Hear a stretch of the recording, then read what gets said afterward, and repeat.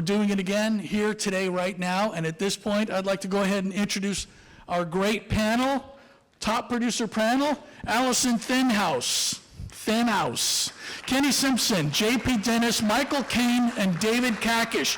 Come on up. Thank you very much for joining us. I got 2 bottles of water.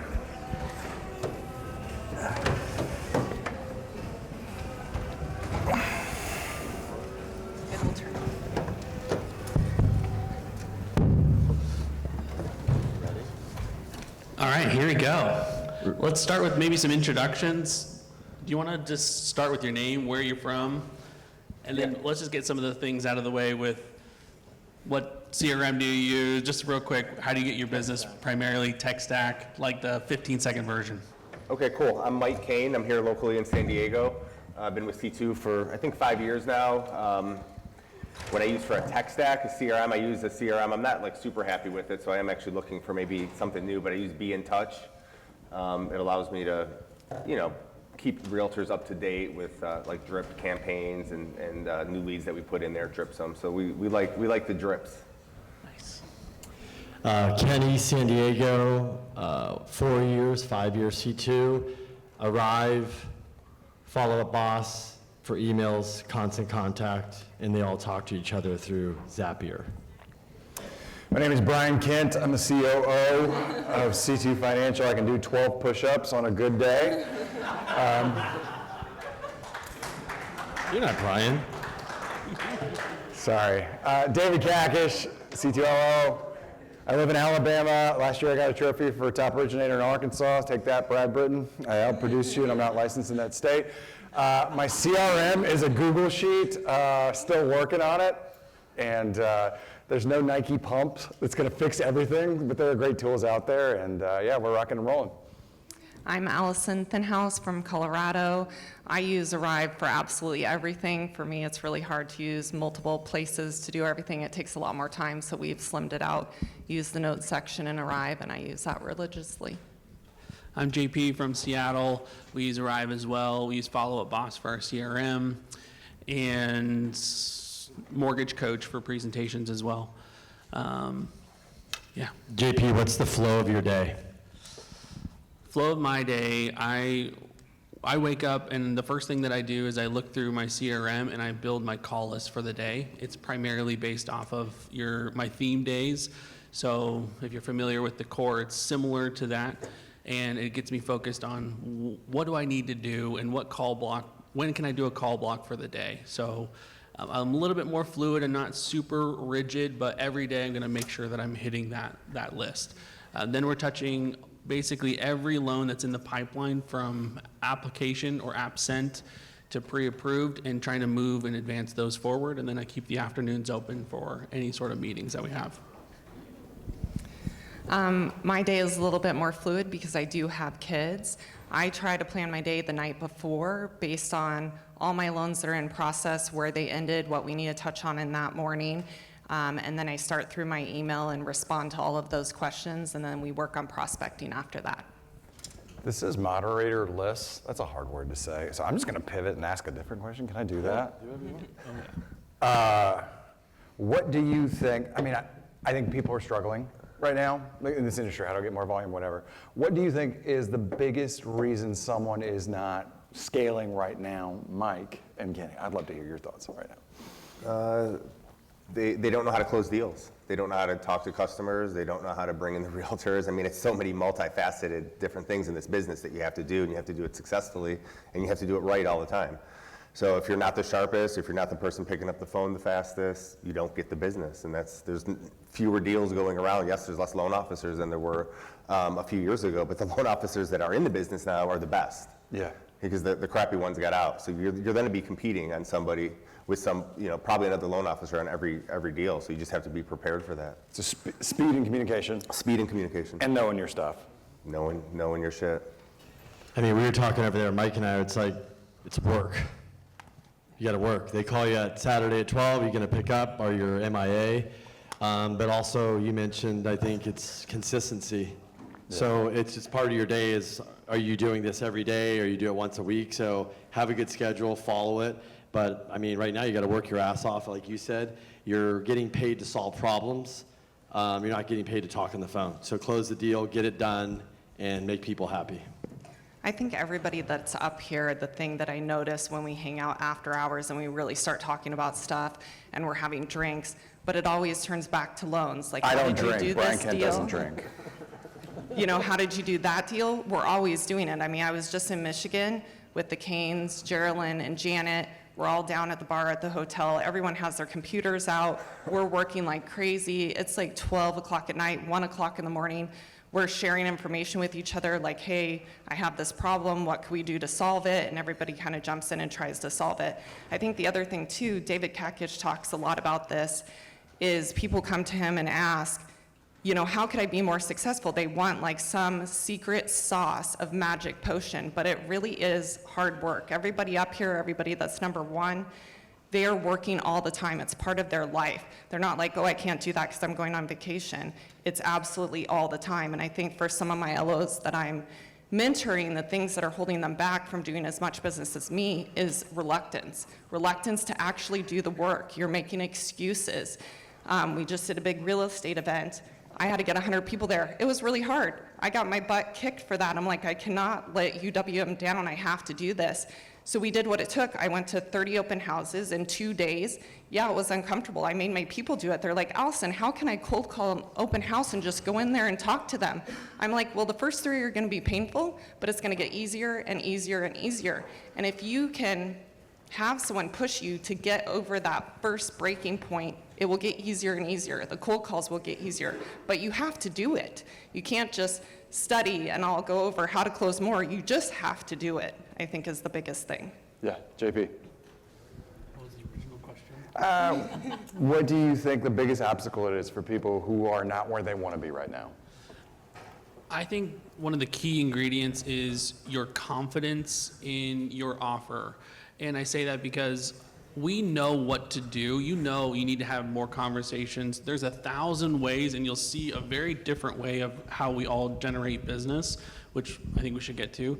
But do you know and are you confident in your offer so that when you go and talk with the realtor, I feel bad if they're not using me. I feel like their clients are getting a worse experience if they're not using me. So crafting that offer, and then once you have that confidence in yourself and in what you deliver to clients and realtors, then it's about pouring fuel on that fire and getting as many conversations opened as possible. However, you can do this business by knocking on doors. You can do this business by going to open houses. You can do this business by cold calling, content creation, throwing events. And I think maybe that's a good segue into, we talked a little bit about last night, Kenny, we were talking about how you're driving business. Allison, how you drove Yeah, I mean, a how does ton of everybody business. get business here? How do we get business? Realtors, you know, we hit the street realtors, call realtors, be friendly with realtors, text realtors, say how you're doing with realtors. I mean, we're 100% realtor. I think we did, I don't know, maybe 10 refis out of the 220 units we did last year. So it's all referral based off realtors. Right. You know. So we're best friends with realtors. We're hosting them on at our events. We're hosting events for them. We're sponsoring real estate galas. It's just always being in front of realtors because they will look for the next shiny object every single time, and they will probably, you know, date another loan officer. But you just hope they come back and that loan officer doesn't do a good a job or doesn't give them as good of experience that you have to. I asked my question a specific way, like what do you think the biggest obstacle is for people not growing right now? Because everyone's asking, what's the one thing I can do to get more business? And the reality is, like, so when I was structuring my business, I used inversion theory. What could I do to intentionally sabotage my business? If I wanted to ensure that we sucked and no realtor ever called me, what would I intentionally do to break my business? And I wrote it down. Communication. Communication about what? What would piss them off the most? And really broke it down to the granular. And what we really did by doing that is we knit like a beautiful sweater inside out. Because now if I can engineer our business model based on what would break it, what we're building is an unbreakable business model, right? And so inversion theory really helps in that sense because stop trying to figure out what you need to do to get your phone to ring. Figure out why it's not ringing already. Right? Like, should I buy leads? Well, you've already closed deals. Why are you not getting past referrals? Why are the realtors, you know what I'm saying? Like, we're trying to I don't know, it's a leaky bucket. How do I get more water into it? I'm like, why is it bleeding out in the bottom? You guys have good relationships. relationships with realtors, they send more deals to you, then you pick up new realtors. Does that make sense? Like sometimes I think we're trying to figure out how do I get more, and like, why don't you have more already? And maybe that's the problem, because you're either small for a season or you're small for a reason. And you gotta figure that out, right? Like it's going, it's building, we're scaling, we're progressing, or we're bleeding. I don't know. Tacking onto that, just like what Todd was saying just before, it's how can I get better in that conversation and convert more of that business? And I think that comes in two ways. It's you continually learning about the business, so anything that's thrown at you, you can have a confident answer for, to realtors, to your clients. But then it's also about your systems and processes to make sure that when you have a loan in place, it's gonna get done. It's gonna get done well. You're not backing out. Every pre-approval has your stamp of approval. It's gonna get done, and it's gonna get done well. It's gonna get done smoothly. So I think those two things together will then help you continue to convert more of that business. Yeah, and I think, like you said, is you got to be reality. You're going to put all this time and effort in, and nobody's ever going to be loyal to you. You could mess up, you could screw up, you could blow a deal. They're going to go somewhere else. They're going to chase the next shiny object. But you got to keep going. You can't stop. And so I think we talked about its consistency. So my biggest referral source is actually past clients. And my biggest thing I do is I just put out so much damn content. It's just ridiculous. And so they feel educated, they feel empowered. I'm constantly in their face. They're thinking about me, seeing me, and it's getting referral. And it's just like the other referral partners. So that's a shit ton of work. And I mean, I am, and my day ends at 9:30. So welcome to the club if you want to do it. It's not for everybody. I think I really respect some of David Kakish. We're a little bit similar on getting some of our business. I think both of us really believe in the go-giver, and whether you're getting it from real estate agents or your customers, then instead of going out to them and ask, hey, do you have a loan? What can you bring me? You know, you think about when lenders do that, how that makes you feel versus your good reps that actually reach out by helping you solve problems and adding value first and building your business that way instead of having your hand out. And David Kakish, I think, does this better than anybody I know in really helping to build his real estate agent's business, where he can take small agents that have just started and build an empire for them. And if you go onto his Facebook page, you can see when he's talking about closing a deal, he's talking about what it accomplished for the clients, but he's also plugging in such a positive way for his agents. And they look at that and they're like, oh my God, he's plugging my business. And his other agents don't get mad about that because he's doing it for each of them and calling out like the best parts of the transaction and how they excelled. So other clients can look at that and be like, oh my gosh, that's the type of agent that I want.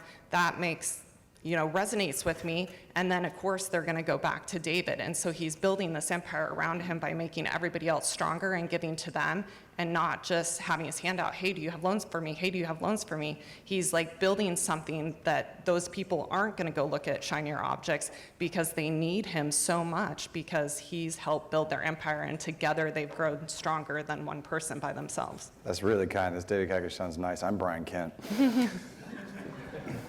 No, thank you for that. I mean, we tag, we try to get clients to send us a closing pick. We try to make the closing pick good. I'm tired of writing posts about closing, so I built a bot that's trained on writing them for me, so I just have to put a couple details in. Always tag the listing agent, because why? You're giving them a heads up, but really also when they're tagged, you're showing up on their friend's feed and you're making them look good. Another little tip, that will come up on your memories on social media. Take a screenshot and message it back to them. Just like, hey, can you believe it's already been a year? That's a good one. Da-da-da-da. Like, I mean, people forget, and so you gotta find a way to stay top of mind, and I don't know. And your cheekiness, because the last one you were in the window peering out like a total creeper looking at all the people that had closed the deal. I am convinced that's one of the biggest things people are doing wrong in this industry is they're trying to just provide a service. We're good, we're fast, we're cheap, and I'm just like, I was talking to Kim Nichols yesterday at dinner. Like, I don't remember my plumber. I just need him to unclog the toilet, right? But when he came in, he put on like things over his shoes so it would make a mess. And he knew I had kids, and he brought cookies, and he took time to pet my dog. I'm like, I like this guy. And he was honest, and he was good, and he was cheap, and I remember him, and I want him to win. No, like, and trust. No, like, and trust. Yeah. Maybe 3 simple words. And I think to get better, think about all the people that you like doing business with. What do they do that makes you want to do business with them? Well, I like doing business with Penny Mac because I love Catherine. She helped me build my business because at the beginning I was getting really hard stuff that wasn't vanilla, and I didn't know how to solve the problems, so I had to have people that were walking encyclopedias of resources that I could call that would help me, and because they helped me, that built my business, so I kept giving them business. And you think about that, and you want all of your interactions with all your clients to be the same way. Think about when you go to AIM and you go into a booth and not one rep will talk to you. How do you feel? You know what I mean? When you try to talk to them and they're like, I'm tired, I don't have time for you. It makes you feel like crap. So think about the people that make you feel the best about yourself and try to do the same things in your interactions with your clients. Should we do some questions? You guys have questions? Comments? Anyone? What's your offer? Offer to an agent. Offer to an agent, got it. Mine is very simple, and I have a lot of conversations with brand new agents that I've rarely met. I think last year I was talking about how every single week I'm trying to get 2 or 5 warmies. Warmies are some sort of interaction with a realtor, so I can call them with a little bit more favorable basis. And my pitch to them is really simple. Happy clients refer more happy clients. And how do we create happy clients? We're gonna give them a great product, a great process.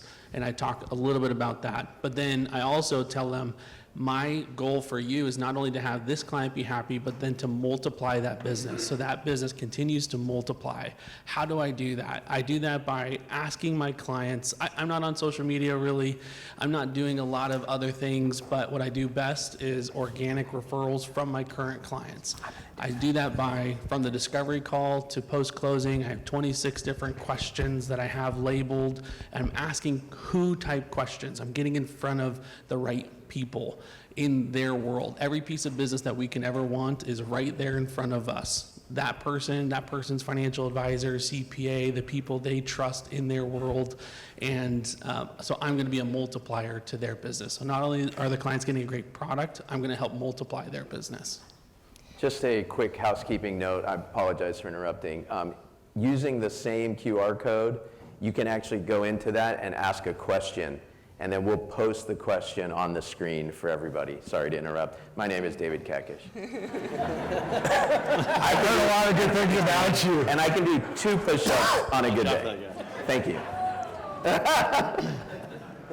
I don't go to my clients and say, you should use me because I'm going to close on time. That's not my value proposition because that's expected. There are certain things that are expected, and I think a lot of people pitch that.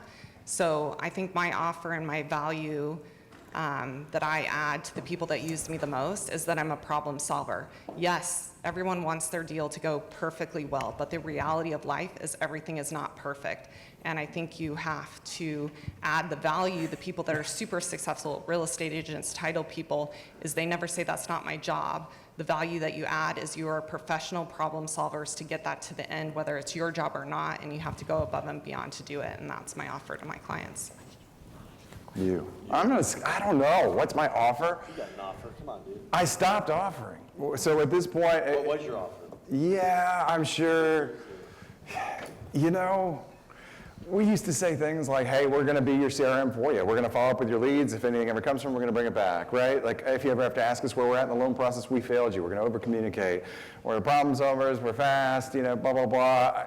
You can steal this. It took me forever to figure out, what my, value prop was for clients.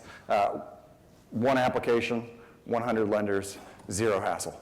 That's what sets us apart from retail, right? What do we do? Honesty. I think your thing is, honesty.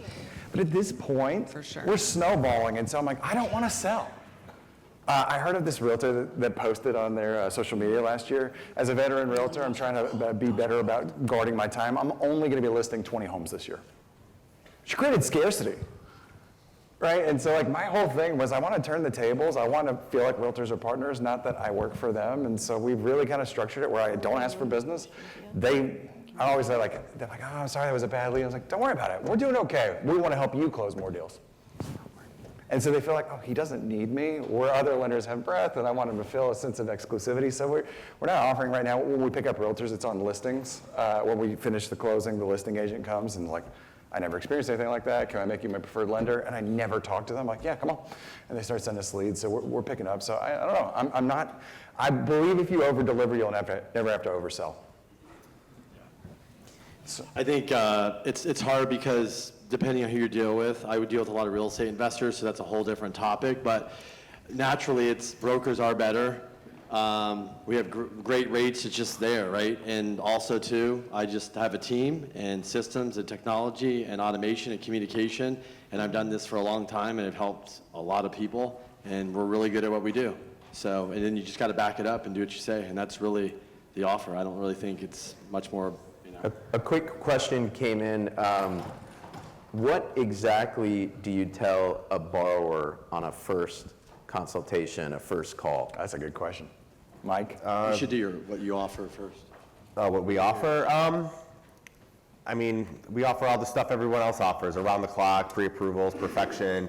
Really just trying to build a relationship. You know, we do videos, post-close stuff, promotion. You know, I have a Zillow review guy or a Google review guy that follows up with all the customers. We post that, we tag the agent. So it's really reciprocal, like, you know, teamwork, like everybody else is saying. But there's no secret sauce. You got to ask for business too, and that's the thing. And one thing that we always do is when you see like maybe like an up and coming realtor that you've done some good business with, ask them who they're friends with.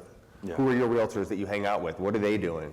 And then you want to get in with their circle, because the quickest way to get to a realtor network is through their friends. Mm. Buyer consult, what do you do? What do you Buyer consult, it depends. I mean, usually, you know, Tracy, you know, my wife, who, you know, is 50-50 partner with us, or with me, she really does most of the upfront. She tries to be bubbly, happy, you know, kind of like the speech that we just saw, like, you know, really more, what do you say, from the heart, right? But sometimes people want the numbers right away too, so you really have to cater to the person. Like, you know, you get somebody, hey, I have 3 minutes, what are your numbers? Or are you going to be bubbly with that person? You know, you're probably just going to sharpen your pencil and just give them the best numbers you can. So it's really on a case-by-case basis. But, you know, where realtors, they want to hear feedback from their client that you gave them a great job. So we end every call, please tell your realtor that we did a great job taking care of you. Their business is very important to us. And we want to hear that feedback. So we give an ask right there. So tell your realtor we did a good job. So when then the realtor then says, hey, what happened with Mary Sue? Oh, great conversation. She told our realtor partner that, you know, it was a great conversation. We're moving on to next steps. Love that. That's awesome. Like even we were talking last night, you said something, I'm going to let you say it, but I was like, the one thing, guys, if you're not talking to other people that are in the business, picking their brain and what they're doing, you're not going to learn. So I love learning from everybody. That's why I'm like, I want to hear everybody's answer, because you're going to learn and you're going to pick up nuggets. But for me, I always start the conversation, if you're going to refi or buy, I'm like, why do you want to refi now? Why do you want to buy now? What's going on in your life? I want to know what is going on, because they're going to start bringing it out. And then from that, I can just navigate with the conversation, because sometimes the conversation is not going to be about buying or rate. It's going to be something in your life they want to talk about and deal with, and we can convert back. But like you said, it depends. Some people get on the phone, it's a past client, they're like this, or it's a new client, they just want the nuts and bolts, and they're busy and they don't have time for the chit chat. So read the room and just, you know, make sure you do what you say when you end the call. Yeah, I love that Mike brought that up, because, right, like, you can tell what you say on a buyer consult, but you're going to have to read the room, right? Like, you mirror. I mean, I am the guy that's probably warm and friendly, so I'm like, hey, you know, thanks for taking the time to do this call. So we do a pre-questionnaire before we get on the buyer consult, so I don't have to ask a lot of the questions, so we can spend time kind of getting to know them, figuring out their story, finding out the why. I do ask everyone, you know, what are your goals? You want a house, why? You know, almost like trying to talk them out of it, kind of get at, like, well, our family's growing. Oh, I get that, da-da-da. And then I ask a weird one, and maybe this is psychological warfare, maybe it's not, but I ask them, what are your fears and anxiety about this? Because I think if you know their fears, and you keep that top of mind throughout the whole transaction, you could speak to it before they feel it. Like when I'm doing a video over their loan estimate, like, hey, I know you were worried about this, let me show you what we did for you. So we can get that, and then always, when they tell you things, we have these 3 A's, right? You want to acknowledge what they said, associate it with someone else, like, oh, some of my best clients have also asked those kind of questions, and then follow up with ask a question, and we end every call with, is there anything else we can help you with? are you sure? It ends with like, they really feel like listened to and heard, and you built a soul connection like Todd was talking about, then it, because we have good rates, like, so does someone can do it cheaper than you. Someone somewhere can do it cheaper. And I was just telling Kenny, like, Apple's not blinking that Galaxy 97 is $400 and they're selling it $1,200. They're not worried about it. I know our pricing is sharp, but I don't need to be the cheapest.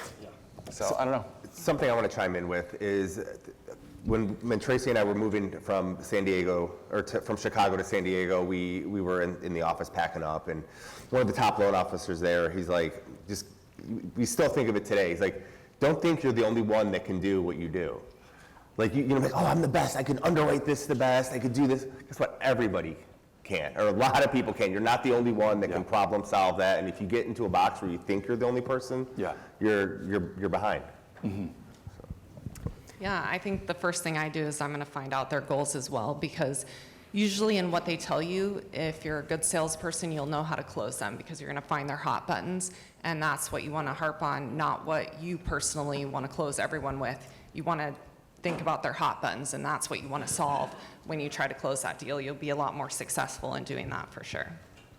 So a couple I'm sorry, go ahead, JP. And then we'll just maybe answer one people just answer that. Exactly, we've got a couple questions on the screen. JP, why don't you jump in, and Sure. then we'll do those, and then we got to end. Go ahead. Yeah, I keep my discovery calls pretty brief. It's 3 things: your goals and objectives, and there's a lot of questions involved in that. I think it's a common theme today. A quick commercial on who we are and how we're different from other lenders and banks that are out there, and then next steps and follow-up questions. Yeah, you have a good question you ask. I liked it. Yeah, one of the questions I ask in every discovery call is, who do you go to for financial advice? And that opens up, that's one of the who questions that we ask. You're gonna get in touch with a financial advisor, a CPA, a friend, somebody that they know and trust. Put that in your back pocket. At some point when they're delighted with your work, you go, hey, you mentioned this guy that you go to for financial advice. Would you introduce us? I'd love to meet him too. Perfect. Okay, a couple of questions on the screen. Katie, you want to jump in on this? Thank you. Okay, does anybody up here buy leads? No. No. Okay. I typically don't, but for reverse mortgages, we started. I think leads are kind of one and done, and they're not as high a quality, but for reverse mortgages, we have started just in that aspect for my husband. So, sorry, we don't have an answer. But that is an answer. Take that for what it's worth. How do you deal with high-maintenance real estate agents? Anybody want to answer that one? That's a fun one. I don't.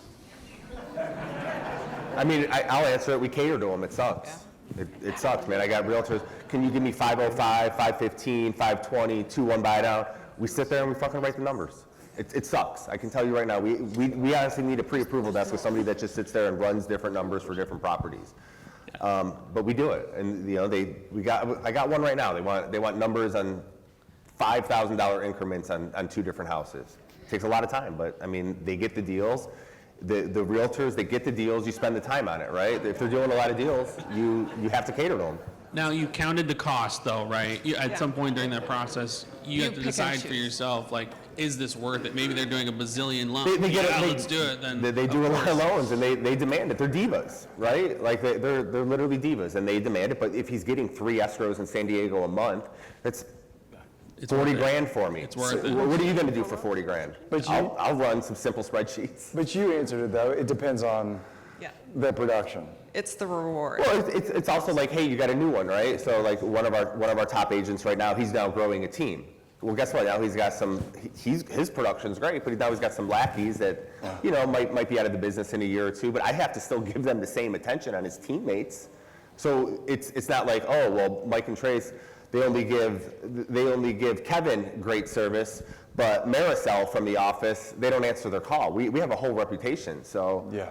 I mean, you know, time-life balance, we fold to it, and, you know, we do the numbers. Kenny? Because this is a good question. I mean, if they're worth it, just what you said, you got to do the work. I mean, they're getting pressure too on the other side, some of them. So, I mean, just do the work. It's so hard to buy right now, at least in San Diego. Get a team, it helps. People want to know the numbers. If the numbers are off $25, that might make or break somebody. If you're showing them a $4,500 payment and all they want is $4,550, Or, then the agent gets mad that, the numbers changed or the rate changed, or this is that, so. David, let's hear it. I have a lot of different thoughts on this. Number one, you should know your numbers. So we do keep spreadsheets of realtors, how many leads they send us, how many leads convert, what the lead per comp is. So it depends on the high maintenance. I'm like, profitability's there. I will say, it is helpful for me to see, I don't think that stat is true, that 79% of realtors didn't sell a house last year, but there's some truth in it, I'm sure. So it does help me to frame things to go, hey, this transaction they're high maintenance about, maybe 30% of their income this year, that's why they're so tense. So I want to be gracious and patient there. I also know that what you permit is what you promote. And if you're not changing, that's what you chose. And so sometimes I have conversations with them like, hey, I want increments for every 5,000. Hey, every 5,000 changes your payment by about $34 a month. We want to see it. Let's see, let's just keep going. A deal's going to shit, how do you stay focused? Who wants to answer it? How does it blow up your day? I think if I have a fire, the best thing to do is deal with it right then, because then you're not going to be stressed about it. You're going to overcome it, and then you can get back to your day. I'm not just going to stay with the same flow of my day. I'm very like water. If we have something that is totally blowing up, that's going to be my first priority, because the longer you let it fester, the more mad people will be. My answer is right there, Chad Lambert. So a lot of stuff that happens, he's going to be the forefront. So I think your team is really important to keep you focused on the things that matter the most in your business. And that might be something we should talk about teams as well at some point. But I think it's important to make sure that even if you don't have a team, you understand what income generating activities are most important for your business, and you focus on those, get those done.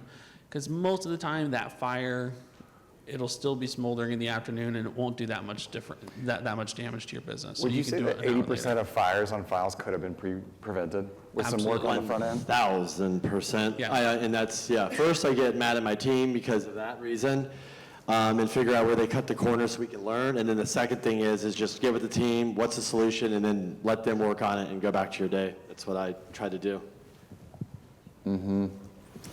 What are your thoughts on Rocket buying Redfin? Don't know, don't care. Good for them, good for Redfin. To somebody's a billionaire, I guess. And I just focus on my stuff.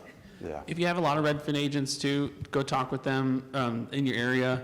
Most of them, I have quite a few, they say, I will never let my clients work with Rocket. That was a quote from yesterday. So just know. Well, it is an the good opportunity, ones. so, C2's this UWM shop, right? So if you have local competitors that are Rocket shops, right? Now you go to them, hey, Rocket just bought Redfin, now you're sending your leads to, Jose over at S1 Mortgage, and now he's sending it to Rocket, and now Rocket's gonna then poach your deal and send it back to Redfin. Is that a business relationship you want to continue? Because now you're sending your real estate deals to a loan officer that works at the largest real estate company in America. Great point. Guys, I have to jump in. I wish this convo could go on all day. We do have to run to the next segment, but I know everybody on the panel, I've talked to them, they're happy to talk afterwards at the happy hour. So if you want to find them afterwards, we can get into more depth. And I want to thank JP, Allison, Brian Kent is in the center there, Kenny, and Michael Cain for coming up today to do this. I wish we had more time. Thank you, guys. Thank you, Al.